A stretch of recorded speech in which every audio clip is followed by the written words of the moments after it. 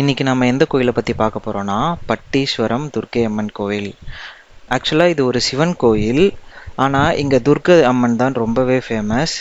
இந்த கோயிலுடைய பேர் தேனுபுரீஸ்வரர் திருக்கோயில். இப்போ நீங்கள் பார்த்துட்ருக்கிறது இந்த கோயிலுடைய ராஜகோபுரம். இந்த கோயிலுக்கு மொத்தம் 4 வாயில்கள் இருக்குது. 4 வாயில்லையும் ரொம்பவே பெரிய ராஜகோபுரம் இருக்குது. இந்த கோயிலில் துர்க்கை அம்மனுக்குன்னு தனி ராஜகோபுரமும் தனி சந்நிதியும் ரொம்பவே பெரிய கோயிலாக அமைஞ்சிருக்கு. அதனால தான் இந்த கோயிலில் துர்க்கை அம்மன் ரொம்பவே பிரசித்தி பெற்றவங்களா விளங்குறாங்க.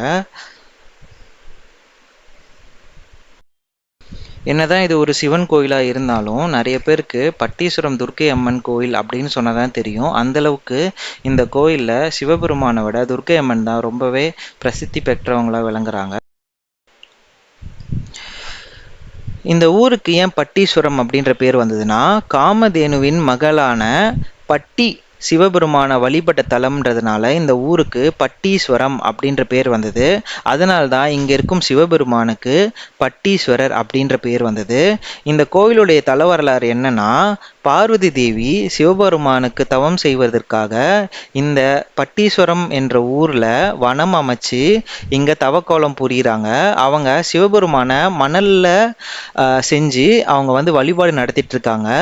அவங்களுக்கு உதவி செய்கிறதுக்காக காமதேனுவின் மகளான பட்டி அவங்களுக்கு உதவி செஞ்சதாகவும், அதுக்கு பிறகு சிவபெருமான் மேலே ஏற்பட்ட பக்தியினால அந்த பட்டி சிவபெருமான் மேலே பால் சொரிஞ்சு சிவபெருமானுக்கு வழிபாடு நடத்தினதுனாலும் இந்த ஊருக்கு பட்டீஸ்வரம், இந்த சிவபெருமானுக்கு பட்டீஸ்வரர் அப்படின்ற பேர் வந்தது. அது மட்டும் இல்லை, இந்த கோவிலுக்கு இன்னொரு வரலாறும் இருக்குது.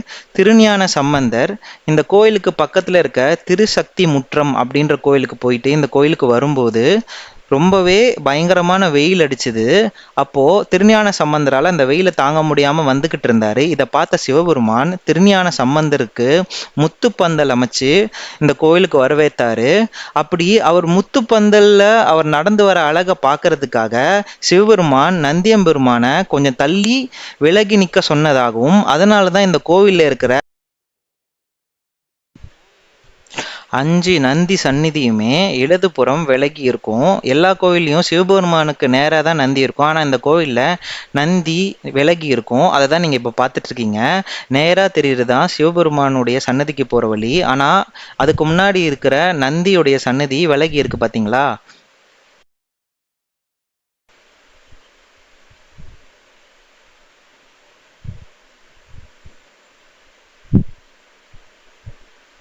நந்தனாருக்கு எப்படி சிவபெருமான் நந்தி வழிவிட்டு காட்சி கொடுத்தது போல, அதே மாதிரி சிவபெருமான் திருஞான சம்பந்தரை பார்க்கறதுக்காக நந்தியை விலகி இருக்க சொன்னார். அதனால தான் இங்கே நந்தி சன்னதி விலகி இருக்கு. இப்போ நீங்கள் பார்த்துட்டு இருக்கீங்க இல்லையா, அதுதான் நந்தி விலகுன சன்னதி. நேராக பார்த்தீங்கன்னா சிவபெருமானோட சன்னதி தெரியும், ஆனால் அவருக்கு சன்னதிக்கு சற்று விலகி தான் நந்தி இருக்கும்.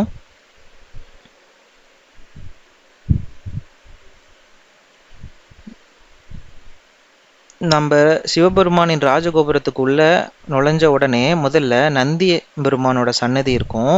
அதுக்கு பின்னாடி ஒரு கொடிமரம் இருக்கும்.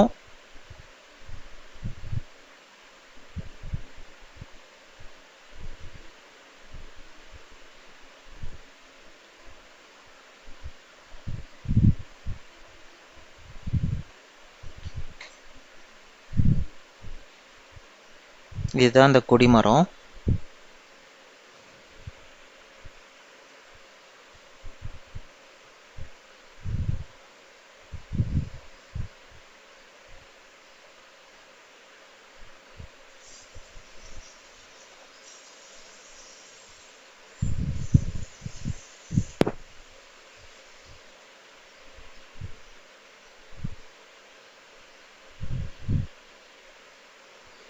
இந்த ராஜகோபுரம் போலவே இன்னும் 4 ராஜகோபுரம் இருக்கு.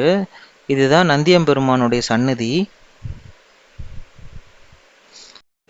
தெப்ப குளமும் இருக்கு. இந்த குளத்துக்கு பேரு ஞானவாளி குளம் அப்படின்னு சொல்றாங்க.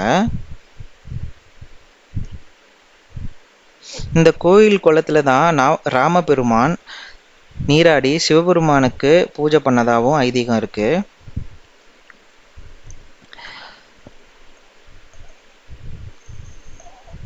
இந்த வலதுபுறம் இருக்கிற மண்டபத்துக்குள்ளே தான் துர்க்கை அம்மன் இருக்காங்க. நேராக போனால் சிவபெருமானோட சன்னதி.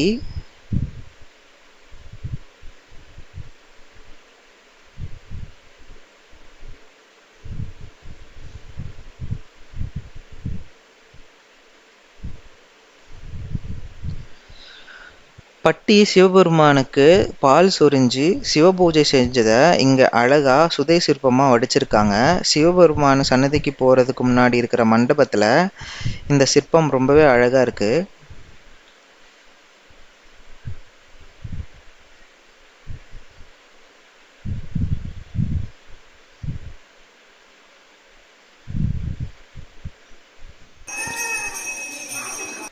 இதுதான் சிவபெருமானுடைய சந்நிதி கோபுரம்.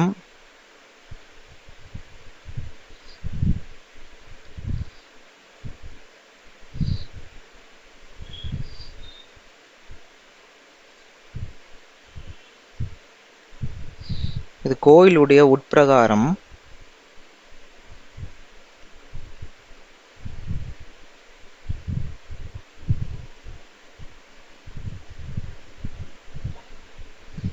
இதுதான் சிவபெருமானுடைய சந்நிதி. இந்த சந்நிதிக்குள்ளதான் சிவபெருமான் பட்டீஸ்வரரா நமக்கு அருள் பாலிக்கிறாரு.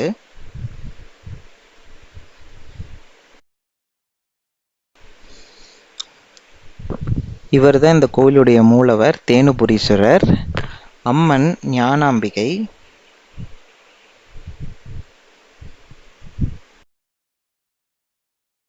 இவங்க தான் இந்த கோயிலில் அருள் பாலிக்கிற பட்டீஸ்வரம் துர்க்கை. இவங்க உலகத்தில் வேற எங்கேயுமே பார்க்க முடியாத அளவுக்கு ரொம்பவே ஆனந்த புன்முறுவலோடு காட்சி தராங்க. வழக்கமாக துர்காதேவி ரொம்பவே உக்கிரமாக காட்சி தருவாங்க. ஆனால் இந்த கோவிலில் ரொம்பவே சாந்த ஸ்வரூபிணியாக காட்சி தராங்க. அஷ்டபுஜங்கள் கொண்டு எல்லா ஆயுதமும் தரித்தவளா. அது மட்டும் இல்லாமல் சிங்கம் இந்த ஊரில் வலது பக்கம் இல்லாமல் இடது பக்கம் மாடி நிற்கிற ரொம்பவே அற்புதமான வித்தியாசமான துர்க்கை சிலை இந்த கோவிலில் இருக்குது. இந்த கோவில் கட்டும்போது முதல்ல இந்த துர்க்கை சிலை இங்கே இல்லவே இல்லை. இவங்க சோழர்களுடைய காவல் தெய்வமாகவும் குலதெய்வமாகவும் இருந்திருக்காங்க. எந்த ஒரு போருக்கு போகும் முன்னாடும் ராஜராஜ சோழன், ராஜேந்திர சோழர் போன்ற எல்லா சோழ மன்னர்களும் இவங்களை வணங்கிட்டு தான் போருக்கு போவாங்க. இவங்க ராஜராஜ சோழனுடைய கோட்டைக்குள்ள இருந்திருக்காங்க. அதுக்கப்புறம் பாண்டியர்களோட படையெடுப்புல அவங்க கோட்டை அழிக்கப்பட்டது.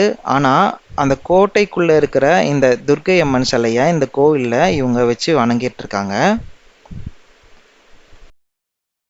சோழர்களுடைய தலைநகரமாக திகழ்ந்த பழையறை அப்படின்ற ஊர் இந்த ஊருக்கு ரொம்பவே பக்கத்தில் அமைஞ்சிருக்கு. இந்த பழையறை அப்படின்ற ஊரில் தான் சோழர்களுடைய ரொம்ப பெரிய கோட்டையும் தலைநகரம் அமைஞ்சிருந்தது. இது பிற்காலத்தில் படையெடுப்புகளில் அழிஞ்சு போயிடுச்சு. இப்போது அந்த அந்த ஊரில் ஒரே ஒரு கோயில் மட்டும்தான் இருக்குது. ஆனால் சோழருடைய மாளிகை எல்லாமே இடிக்கப்பட்டு, அப்படி அந்த இடிக்கப்பட்ட மாளிகையிலிருந்து எடுத்து வரப்பட்ட சிலை தான் இந்த துர்க்கை அம்மன் சிலை. இது மட்டும் இல்லாமல் இன்னும் 4 சிலைகள் அந்த மாளிகையிலேருந்து எடுக்கப்பட்டு இங்கே பிரதிஷ்டை பண்ணியிருக்காங்க. இந்த கோயிலில் ரொம்பவே விசேஷமானது எலுமிச்சம்பழ தீபம். இது பெரும்பாலும் துர்க்கை அம்மன் வழிபாட்டில் இருக்கிற ஒன்று தான். ஆனால் இந்த கோயிலில் எலுமிச்சம்பழ தீபம் ஏற்றினா ரொம்பவே விசேஷம்னு சொல்கிறாங்க. அது மட்டும் இல்லை, இந்த துர்க்கை அம்மனை வழங்கினா ராகு கேது தோஷம், அதுக்கப்புறம் செவ்வாய் தோஷம் போன்ற தோஷங்கள்லாம் நீங்கிறதாகவும் குழந்தை பேரு அருள்றதாகவும் எல்லாரும் நம்புகிறாங்க. ரொம்பவே ஃபேமஸான ஒரு கோயில் தான் இந்த பட்டீஸ்வரம் துர்க்கை அம்மன் கோயில். இந்த வீடியோ உங்களுக்கு ரொம்ப பிடிச்சிருக்கும்னு நம்புகிறேன். இந்த மாதிரி நான் நிறைய வீடியோ போட்டிருக்கேன். இந்த வீடியோ உங்களுக்கு பிடிச்சிருக்குன்னா தயவு செஞ்சு லைக், ஷேர், கமெண்ட் பண்ணுங்கள். மறக்காமல் நம்ம யூடியூப் சேனலை சப்ஸ்கிரைப் பண்ணுங்கள். அப்படி நீங்கள் சப்ஸ்கிரைப் பண்ணதான் இதே மாதிரி நிறைய கோயில்களை பற்றி நான் உங்களுக்கு வீடியோ போட ஹெல்ப்ஃபுல்லாக இருக்கும். தேங்க்ஸ் ஃபார் வாட்சிங்.